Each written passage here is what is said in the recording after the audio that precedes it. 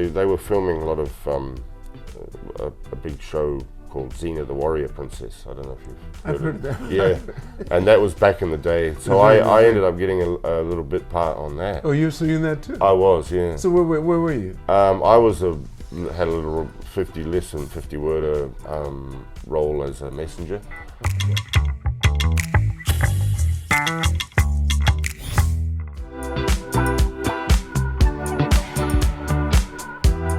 Work and say I'm going to the dentist or something, and hopefully you get out of court, you know what I mean, with a fine for whatever it was. Tell me about it. Yeah. So. Well, tell me, Mark. Tell me. Let's start off by Sure. you telling me where you were born. I was born in Christchurch, 1974. Yeah, in New Zealand. All right. And do you have siblings? no, I'm only child actually. The only child. Yep. How are your parents doing? Well, I think God's taking care of them now. So, well, my mother passed away when I was 20. Yeah. And your father? Well, he left early on when I was 4. So. Okay, so you never really did you ever get to know who he was? No, actually, no, because I mean, I was also adopted. So. Okay. Yeah, which is I met my. Did you meet your biological I met parents? my birth mother actually. Yeah, when I was 36. So yeah, a few years ago now. And, do you know is she okay? She's all right. She's alive and well. And I have 2 half brothers, so same mother, different father. Did she tell you about your father? Well, because I'm sure you had to ask her. You got. Well, I did, but it was more like you know, one of those sort of one-night stand incidences. Right. So, was she really young? Was she was. She was like 19. So she didn't. Yeah. No, she. Well, if you're from New Zealand, it's not like as if you're from a big so continent or anything. I'll get to Okay. So she was off to New Zealand for a what do you call it, working holiday, back in the day. She's off to where? New Zealand from Australia. So she Oh, lives in she's Australia. Australian. Yeah. So you're Australian. That's right. So I got out of the package deal. I was able to get Australian citizenship. So something. Did you really? I did, because And- you and can get the it from by descent. You know. So By age 30, when you were 38, you got it? yeah. Because that's when you met her. That's right. Yeah. Well, that's when I found out that I did some research actually, and someone said to me, "Well, if your mother's Australian, you know you." Oh, so you already knew when you were adopted, they didn't hide that from you. You knew that you were adopted. Pretty early on, yeah, like when I was 7 or 8 or something, Okay. 6, 7, something like that. So how old were you when you got your Australian citizenship? Oh, recently, yeah, like 36, because that was when it sort of dawned on me. I didn't realise that someone said to me, "Oh, if your mother's Australian, you might be able to get citizenship by descent." You know. So you have two? I do, passports? yeah. You have a New Zealand Actually, I and need Australian. to renew my Australian passport. Thanks for reminding me. That's interesting. Yeah. Oh no, So- I forgot to say happy birthday too. Oh, yeah, because thank you. I said it to you yesterday. You did indeed, yeah. So that makes you what? How old are you now? 48, yeah. 48. I know. So And you've been in Japan for how long? 22 years. 22 years. Is that continuous, or did you Yeah. leave? You've been Yep, here the whole time. the whole time. I've done trips overseas and things. Yeah, Because now I'm asking these questions because this is our first time meeting. absolutely. Yeah. We haven't met before. Once you first came here, did you ever think about going back to live in New Zealand? Or Australia? Yeah, of course. But I wanted to live in. I lived in Australia prior to coming here, and that was before even meeting my mother and knowing all about. For how her. long? And, about 2 years, I suppose, just under. Okay. So I lived in Sydney, Melbourne, and travelled around a little bit to Brisbane, Adelaide, and different places.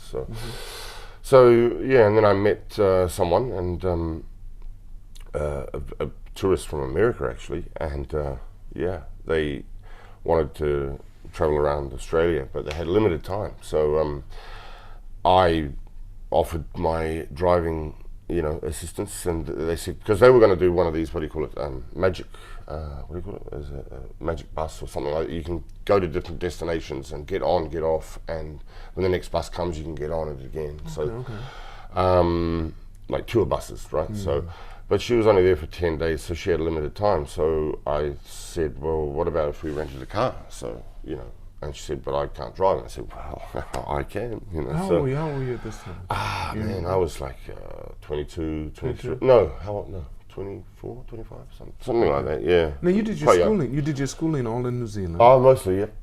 Okay. I was mostly doing at vocational school, polytechnics, things like that. Okay. That was a bit more hands-on for me. What were you like in elementary school and junior high school? Were you more academic or were you more physical? Probably physical, I guess, when I was young, because I was quite hyperactive.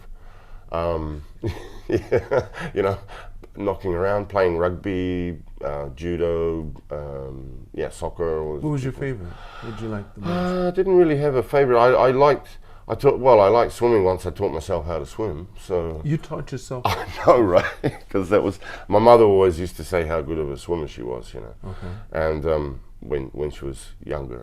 This is your adopted mother? Right. Okay. And so I said, all right, well, let's go to the pools, and I'll be like flailing around like a, you know, I don't know, what do you call it? Yeah, like a dog. You know? Yeah, and I just learned how to do it, and then, yeah, I like swimming, but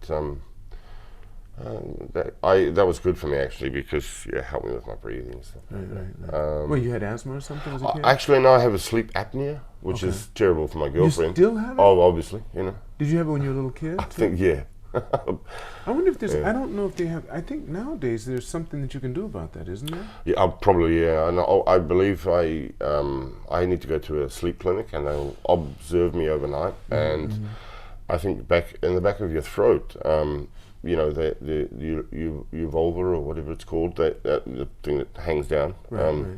The area around your throat, then they cut that area to make it wider or whatever. So that you can breathe easily. Yeah, and also I think if the bone also is a little bit, you know, misaligned or that can make a difference. Yeah, drill a little bit of bone and help with that breathing as well. Okay. So yeah, so my long-suffering girlfriend, you will be, you know, happy about that. So you don't have kids or anything? Actually, I do. I have a 9-year-old daughter.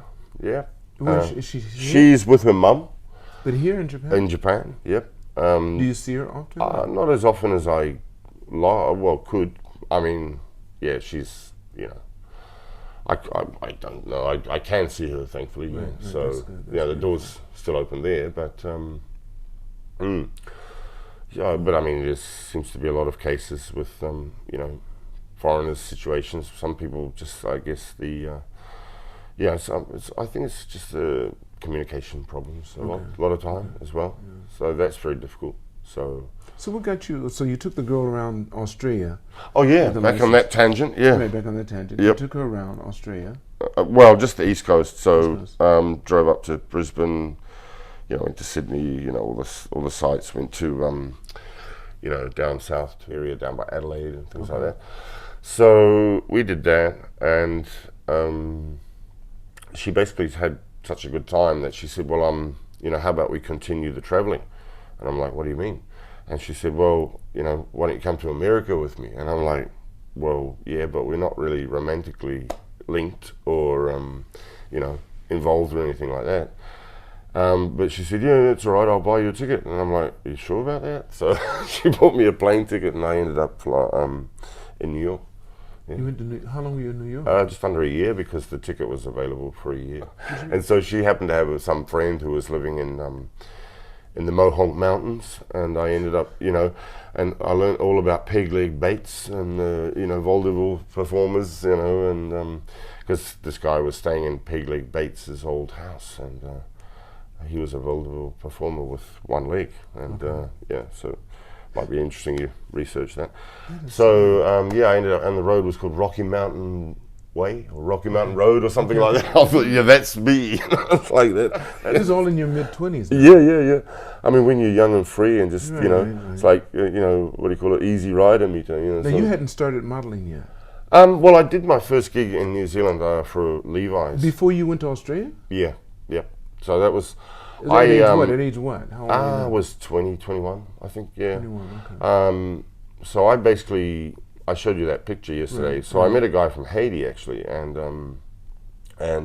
sort of really started from there. He was new to New Zealand, and his wife was a, you know, Kiwi woman, ex-model sort of thing in New York. That's where they met each other, and so yeah, he went back and lived with her in New Zealand, and I met him, and actually, yeah, that was my first trip to New York. Was I just met him, and he said he's going to New York to, you know, catch up with his friends, blah blah blah.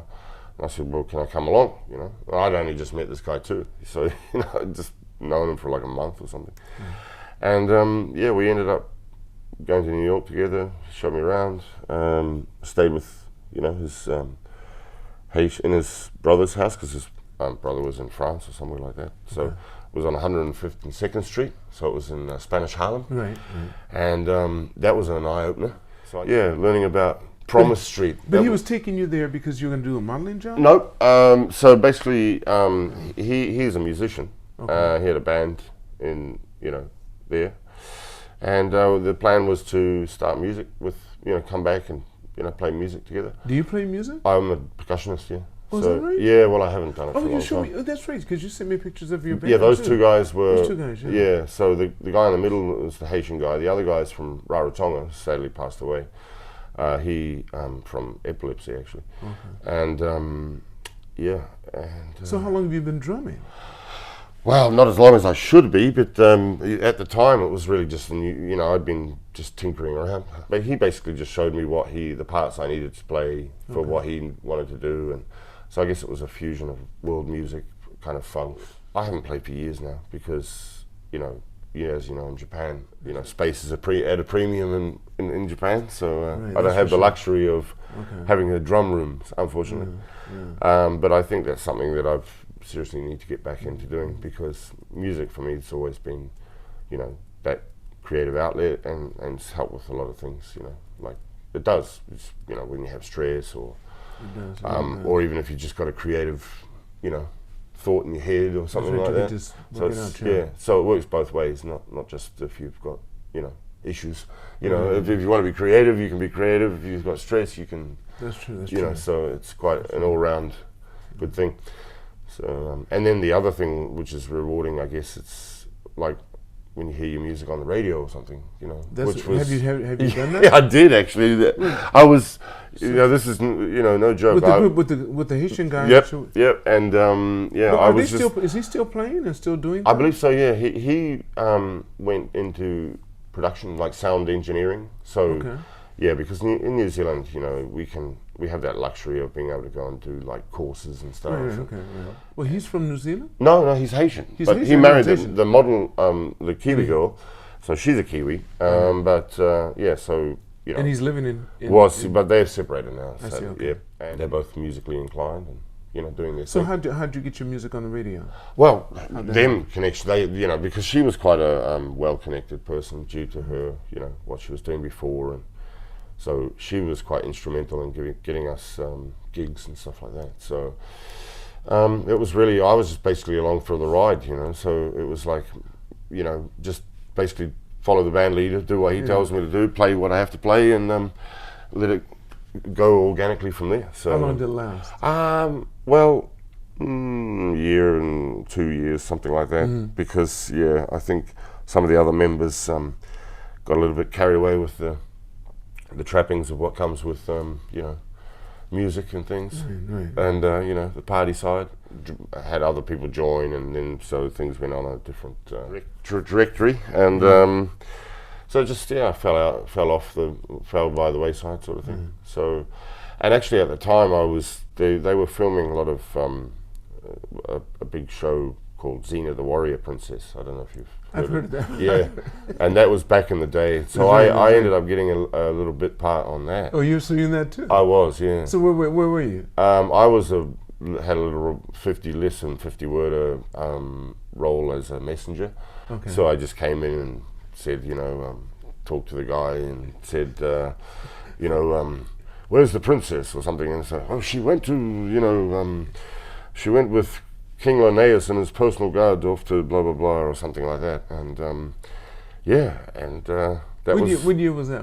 Oh my goodness, that was 90s. That would have been 91 to 3, something like that. So you can probably still see it, right? You can. Oh, absolutely, it's online. It's called Xena. Oh, it's called if you look up for him the bell tolls. Okay. So it was a series. It was, yeah. So it really basically was a godsend for a lot of actors and. Okay. But what was the name of the whole series? What was the name? Xena the Warrior Princess. Xena the Warrior Princess. And the main guy was Kevin Sorbo, and I don't know what he's up to now, and but it really launched the careers of a lot of people. So one guy actually, Carl Urban, who's now gone on to greater heights, working with Al Pacino and doing all sorts of, great stuff.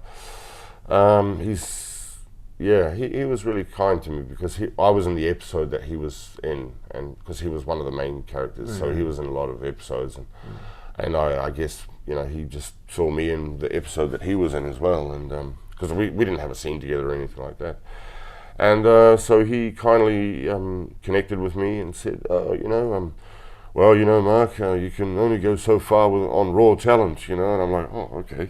And he said, are you doing any classes and this and that? And I said, as it happens, no. And he said, well, do you need an agent? And I said, well, yeah, okay, why not, And he said, well, I'll introduce you to my agent and my acting coach. And but at the time, because he was working, so he was quite a healthy, well-paid actor at the time, and these classes are not cheap. They're like, were $150 a lesson or something like that. So it was kind of one of those gifts that I was given, but I wasn't able to maintain it. Right? Yeah, because it was just way out of my budget at that time. 20-something-year-old guy who's you just accept eating Vegemite sandwiches, cup noodles, lifestyle, student life, kind of thing. But I mean, those jobs, as I was saying before about the payment, really nothing. Here, I mean, just happy to be there. My goodness, I was well paid. Okay, I was paid for that job. I got about $800. Okay, all right. And I was like, my goodness, if this is what I'm getting. So yeah, compared to the other places I've worked, and I mean, New Zealand, it's just like it's taking candy from a baby, basically. I mean, if you know what I mean. There's sort of. I was like, are you kidding me? $800 for what I just did, and but didn't you have to sit around all day? You had to. No. It was. That's what I. Your time. You came and did your time. Did my bit and in and out. Yep. And I was in there by 7, call time. Hair, makeup, costume, all that. I was on set. I don't know, 8 o'clock. Probably out of there by 9:30. $800 richer. Is that the best you've done up to a point? You know what? I mean, yeah. Is that the one you think about all the time? Oh no, I wish that. Well, let's say that at that time, I thought, well, I mean, imagine what Carl's getting paid. And he's the main cast. Right. They probably can't print money fast enough. You know what I mean? And he did a job for what was it, Lord of the Rings, right? So that was his sort of. Catapult into the stratosphere. Have you thought about doing that, getting into that field? I always have wanted to do those things, but again, I just there's always been this confliction with me because of my early years and also I didn't want to isolate myself, if you know what I mean. Let me ask you this, Mark. I'm just out of curiosity. Yeah, sure. So when you were growing up, was it really hard for you? Was your mother nice to you, not nice to you? My mother was an alcoholic, basically. So when So you never knew. What was your life like when you were a little kid? I mean, was it something like you couldn't be sure where the next meal was going to be because she didn't? Well, I mean, basically, what happened was once my adopted father left. Basically, she turned to alcohol and from then. How old were you then? I was about 4 or 5, something like that, bordering on 5. And I ended up in. You remember that? You kind of remember that? Yeah. I mean, there's things about certain times. Of course, that's very stuck in my head. Good or bad, whatever. But and I think that's another reason why I left New Zealand. To be honest with you, I do kind of feel like I wish I'd stayed because seeing how as you said, had I stayed in New Zealand, my career could have probably been on the level of Carl or somebody, or I would have probably been in a lot better situation. But it was just that I was having kind of bad memories of growing up there and. Sort of like when you walk down the street, you just remember about I remember that time, and it was just sort of playing on my mind too much. So, just things, like triggers, I guess they were, and so it's not necessarily escapism, but at the same time, it was just like, I mean, if it's right in your face, it's pretty hard to avoid. I relate to you 100%. So my mother and father separated when I was young. Yeah, and I decided it's not easy. I will never live in this home. Right. Because I just think about too much. Yeah, right. I don't care who gives it, how much they want it. I cannot do it. That's it. So it's not I don't think it's a weakness or anything It like isn't. that. No, you just have to know. Because like Bob Marley says, you can't run away from yourself, but I mean, still, you know, it's like... But why keep on going through that horror movie? Exactly right. That's right. I don't like that. It's like watching the same scene over and over and over Groundhog again. Day. And you can't get it out. There's nothing good about it. Yeah. Right. That's right. That's so right. no, Yeah. I admire you for doing that, man, because Thanks. I think the people that stay in it, All right, yeah. I mean, there's a lot of that. they are messed up. Yeah, because they don't feel they have any way to get out. Right. And then they're ugly Small all town of the time. mentality or whatever Right. it is, yeah. And their misery, they like to share it. Yeah. Real easily. That's right. Yeah, I mean, I'm probably have lambasted people. You know, I've lost probably people along the way due to giving them a good ear bashing about my issues. So. But you're working them out as time goes on. That's right. I think that's part of the whole journey. I think so. Yeah. So I kind of. What was that saying you put down there that you lived by? You had a saying that you. Oh, I just made that up on the spot, on the fly yesterday. What was it? Yeah. My phone's on. You sure did. You wrote that. Well, that was just off the cuff. So I thought you said this is what I live by. that was just yeah. No, I thought you were being serious. Okay. Because I lived by sayings too. Yeah, I mean, but basically, when I grew up, my mother put me into foster care. Right. So, but you didn't know. You don't remember any of that, of course. I do. I lived with over 50 or so different families growing up. Wait. But you, when she put you in foster care, you didn't know she put you in foster care. Yeah, I did, because she, But how old were you then? 5. Yeah. Wait, so which mother put you? Wait, you said the adopted mother. Your adopted mother put you in foster care. Yeah. Once the father left, so because she was, So then she was out of the picture. Pretty much, yeah. So I grew up basically in foster care, Well, it wasn't good? It's not good in New Zealand? Oh, it's pretty terrible, yeah. I ended up in a few institutions like, boys' homes and things like that. And, for no other reason than just for the fact that I didn't have a caregiver, basically. So I was made a state ward, ward of the state. So, like, the government is your parent, makes the decisions and things like that. So a lot of families, they're in it for the money. Obviously, you know what I mean? Right, because they get a budget, take a bunch right? of kids. Yeah, right, and then house them in a 15 bedroom house or whatever it is, and they claim the money for the kids, and quite often they just live fat off that, and whereas the money should be there for clothing and food and things like that, and most often it's How long do you have to stay in that system? Well, I mean, placements vary. Some places I was there for a year, some places I was there for a couple of months. I mean, up until what age do you? 18. And so then you were actually in until 18. Yeah. So I mean, basically, until you're 18 is when you're classified as an adult, and as a ward of the state, and then you, basically, you're no longer. So the government's done with you, and so off you go. It's like the doors of the prison opens, and you're out in the. It's kind of similar to that. Take off the striped clothes. Yeah. Put your Right. So it's almost like that. Yeah. But you got to work and stuff prior to that, so you could save up some money or whatever. So not really. I mean, I was going to school and high school, things like that. But yeah, growing up was all very disjointed because moving around. So I'd change schools. So I don't really have a lot of childhood friends because some people. Obviously they've stayed in the same school, so they've got same friends system, from whatever. So I kind of missed out on that a little bit. So I think I'm. A lot of people say I'm very childish, but I think that's because I'm still trapped in. I'm in an old man's body now, I guess. But I'm sort of, I'm trying to regain my lost childhood in a way. So I want to have those things, Yeah. And a lot of people say, they say like it's good to be a bit of a Peter Pan, or, don't lose that childhood. Spirit or whatever.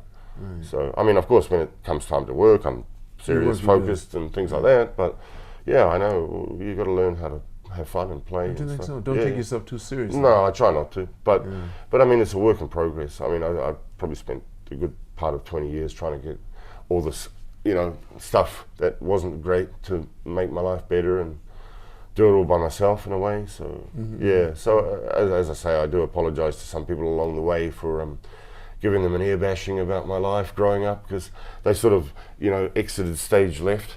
So it wasn't because I did anything bad to them, it was just probably because they were tired of me repeating the same thing over and over again, you know what I mean? Broken record. So they're like, Mark, I've given you good advice, I care about you, but weren't you on the same thing last week? You're talking about the same thing, So so I'm like, oh, That's right. Yeah, sorry about that. You know. Have you done any of this type? The one thing that I found that helped with me, because I had people say the same thing to me. They say, "Lance, will you shut up?" Yeah, yeah.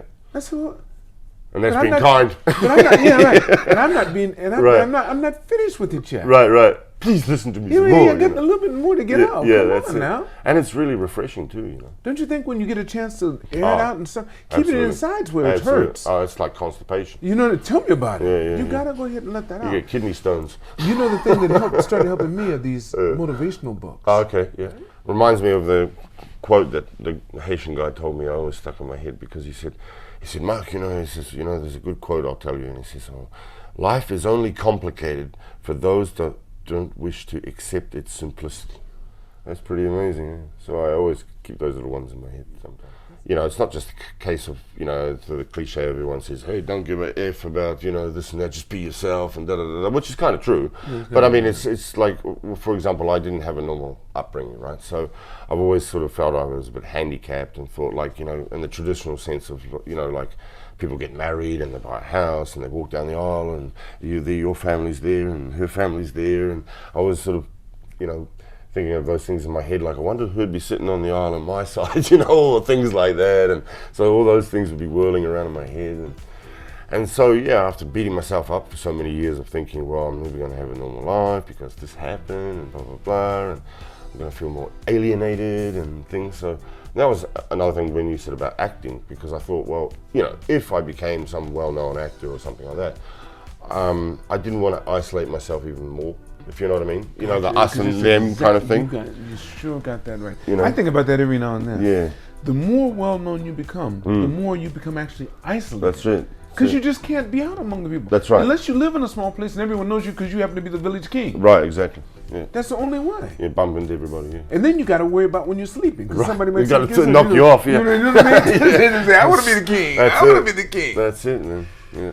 Isn't that right? You're right. So I guess being an actor. So what you're doing is, without even thinking about it, you're already self-guiding your experience to this world. On the way, yeah. That's smart. That's the way it works. That's the plan, yeah. There's no straight path to anything. No. It all goes like this. That's it. So there's ups and downs. Yeah, and I know. I'm a believer in those sort of things. You know, connecting the dots. You know, so it's like another thing. One of my friends was a Buddhist. Well, he went to Taiwan to study being a monk or this or that. And he just, you know, used to fill me in with these little Buddhist, you know, quotes and things that he, you know, doctrines and stuff. And he'd be like, you know, when you look in the sky and you see the plane, and you know, you look away and then you look up again, where's the plane? It's there, right? And there, well, it was there, but now it's there. And what's that in between? The past, you know. Mark, I want to wish you a happy birthday again. Yes, thank you. Thank you so much for being here and coming on the podcast. Thank you, sir. Yeah. It's fantastic. Thanks for the opportunity. Right. All of you watching this, remember, it's all alone, so continue to reach for the stars because you're too blessed to be stressed.